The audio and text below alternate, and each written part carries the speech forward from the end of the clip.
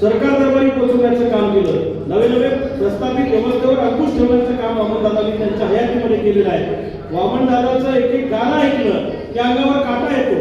किंवा मी कालही सांगितलं, आजही सांगतो की जेव्हा जेव्हा चळवळीतल्या कार्यकर्त्याला एका विशिष्ट कालावधीनंतर अस्वस्थ वाटतं, आपण हे कुणासाठी करतो अशी भावना तयार होते, तेव्हा तेव्हा वामनदादांचं साहित्य वाचलं की आम्हाला लढायला दहातीचं बळ येतं. म्हणून वामनदादाच्या नावानं साहित्य संमेलन करणं हा आमच्या चळवळीतल्या कार्यकर्त्यांचा स्वार्थ आहे की आम्हाला बळ मिळालं पाहिजे, आम्हाला लढायला बळ मिळालं पाहिजे.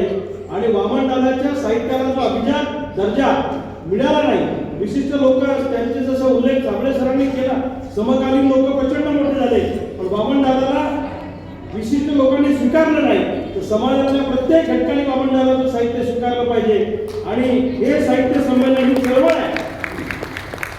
वामनदादाला एका चौकटीत बांधण्याचा प्रयत्न कोणी करू नये. वामनदादा एका विशिष्ट समूहापुरतं काम करत होते, विशिष्ट समाजापुरतं काम करत होते असं अजिबात नाही.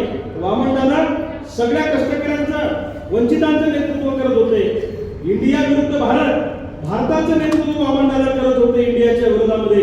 त्यामुळे मला असं वाटतं की वामनदादाचा विचार हा एका समूहापुरता नाही, वामनदादाचा विचार हा महाराष्ट्र देशाच्या कार्यक्षेत्रात चालणारा विचार वामनदादाचा आहे. त्यामुळं जेव्हा जेव्हा वामनदादाच्या नावाने आपल्याला साहित्य संमेलन घ्यायचं आहे, तेव्हा तेव्हा रविकांत तुपकर एक कार्यकर्ता म्हणून पूर्ण वेळ तुमच्या सोबत राबायला तयार आहे, हा माझा शब्द या निमित्तानं देतो. आणि बिलकुल तुम्ही माझे धन्यवाद व्यक्त करण्याचं काही कारण नाही. हे संमेलन व्हावं अशी माझी मनापासून सातत्याने इच्छा होती. 2022ला सुद्धा नागराजांना मंजुळेच्या हातून आपण उद्घाटन केलं.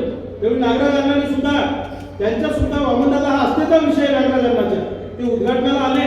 गर्दी मावत नव्हती आपल्याकडे. मागच्या 2022च्या संमेलनाला सुद्धा बरेचसे कार्यक्रम त्या 2022च्या संमेलनामध्ये झाले. आणि तेव्हाही स्वागताध्यक्ष होण्याचा सन्मान मान या सगळ्या मंडळींनी माझ्यासारख्या अत्यंत छोट्या कार्यकर्त्याला दिला. आता पुन्हा